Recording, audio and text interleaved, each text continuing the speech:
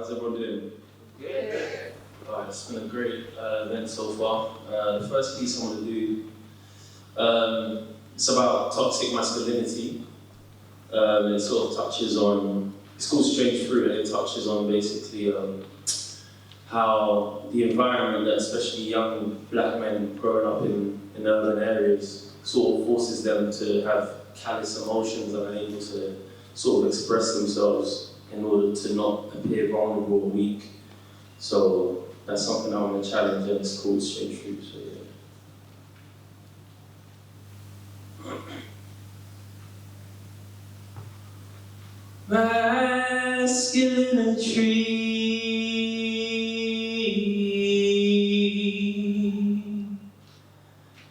Barren, strange fruit, pride on my leaves,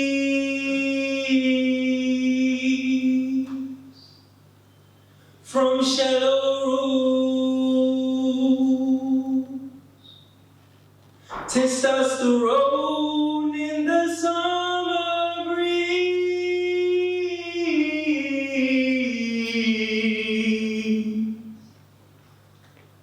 Strange fruit hanging for the world to see. Barren, strange fruit.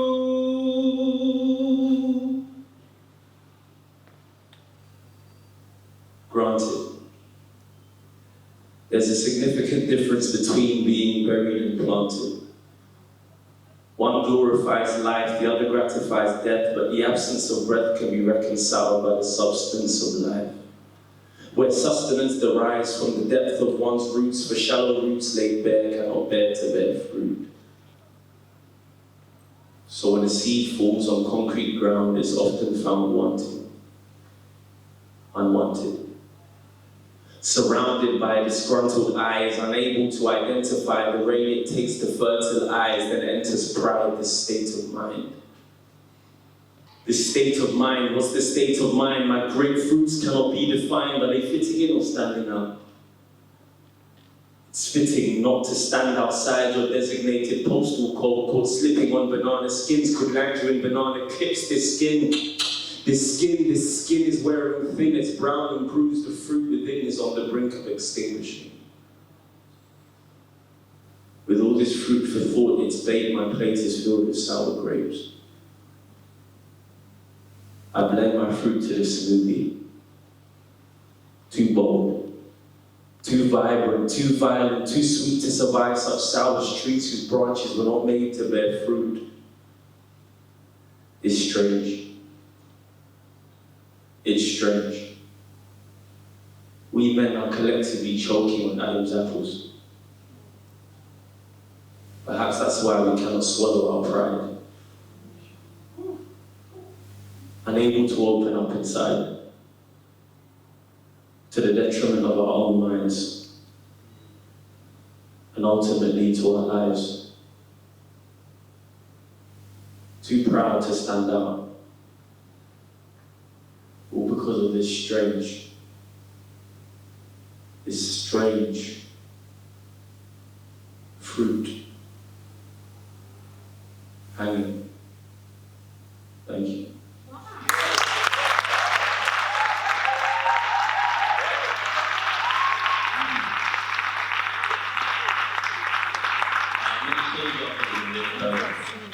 Because it was a bit heavy for me doing pieces like that.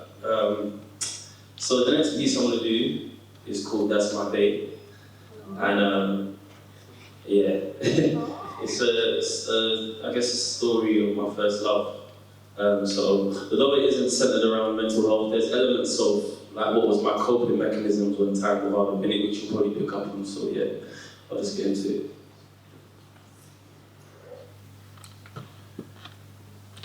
Do you believe in love at first sight? Well, the first time I saw you, I knew it was love, butterflies, hot sweats, all the above. Still remember your complexion. It's black and white. Mixed race. And all the boys wanted you could say it was a mixed race for your reflection. We made an instant connection, but I was too young for you. See, you liked all the older guys, you played with them and passed me by. I was a fiend for your attention, admired you from a distance. Like a wild animal stalking their prey, up the line, you're the victim. I used to watch you play for hours on end. When you used to play out on ends. You'd roll around in the grass, and I'd long for a touch, but you were out of my grasp. And if anybody put their hands on you, would put an end to the fun and games. That's my babe. You couldn't just be handled in any way. You see, you weren't frigid. You just knew how you liked to be touched. And as I got older and stronger, you realized that I knew how to touch you, caress you, bend you, I almost undressed you. You fell for me and I caught you. I fell for you so many times that you thought who I wanted to be in life, your husband and you, my wife. So I set about creating the perfect life for us. My dad sat me down and had the talk with me about you, told me not to put all of my eggs in one basket. But Dad, we go shopping with more than one basket. Don't be a smart ass. Hey, so all I'm saying is you are still young and there are plenty of fish in the sea. But Dad, I don't want a fish. I want what the guy said. But if you are sure that this is the one, then I'll support you, son. Just don't tell your mom. And so our journey began. My dad would chaperone us on dates, make sure I never turned up late. He even bought me new clothes so I look good for you. Sometimes I think back to the past or the boys you've been with and ask, am I really good for you?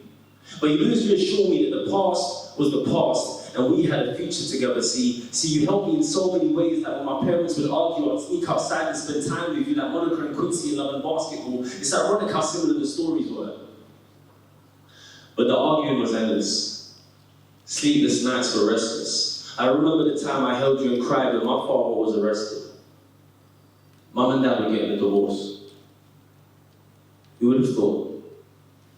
But me and you and I, our bond was too strong. I would never try to board.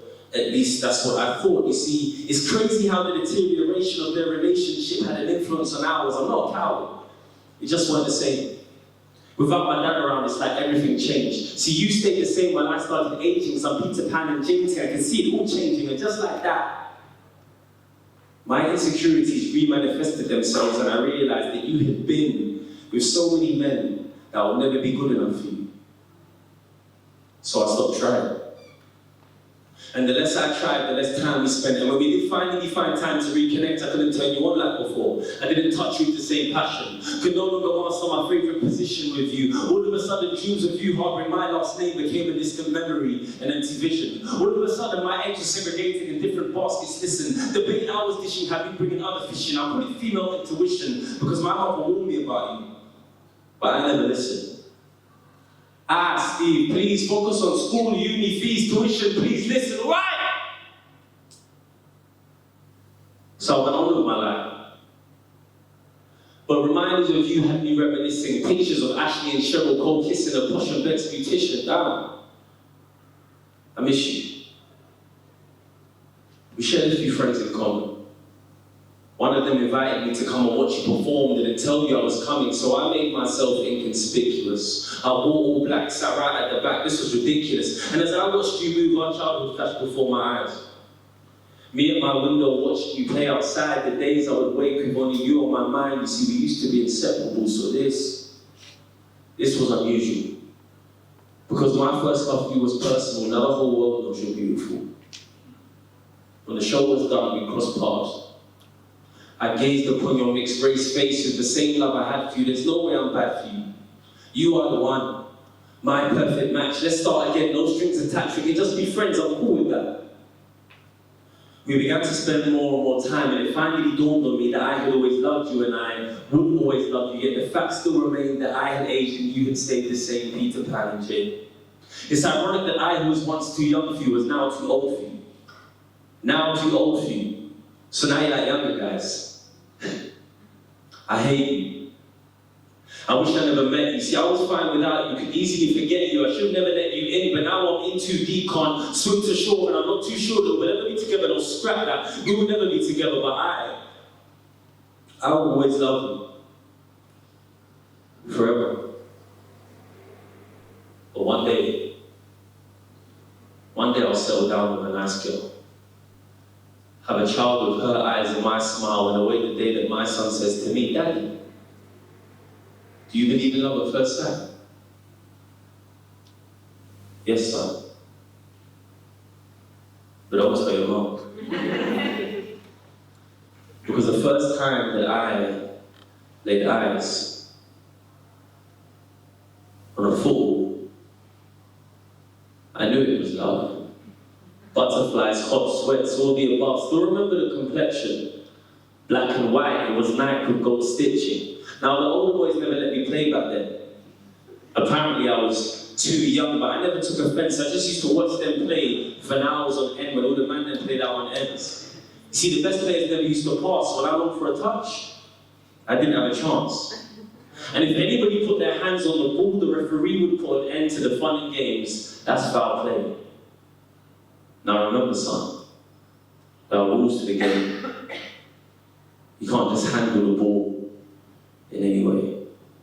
And that's my babe. Thank you, guys.